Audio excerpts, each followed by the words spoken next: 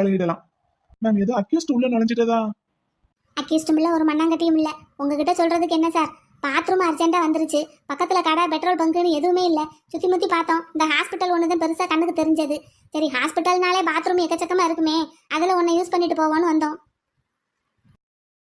வந்தோம்னா வந்தோம்னா நானும் இன்னொரு அக்காவும் வந்தோம். நேற்று கூட பார்த்தீங்களே ஸ்கூல்ல என் கூட இருந்தாங்களே, அவங்க பேர் வசந்தி. அவங்களுக்கு தான் பாத்ரூம் அர்ஜென்ட்டாக வந்துருச்சு. ஆமா, அந்த அட்டெண்டர் பையன் ஓடியாந்து உங்ககிட்ட போட்டு கொடுத்துட்டானாக்கும். வேலை பார்த்துக்கிட்டு இருந்ததை கெடுத்துட்டானா சார்?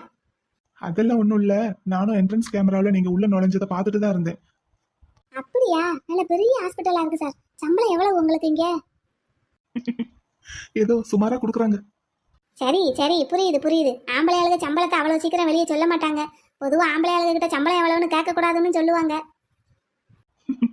ம். ஆனா நான்லாம் என் சம்பளத்தை சொல்றதுக்கு கூச்சப்படவே மாட்டேன். 36,900 ரூபா பிடித்தம் எல்லாம் போக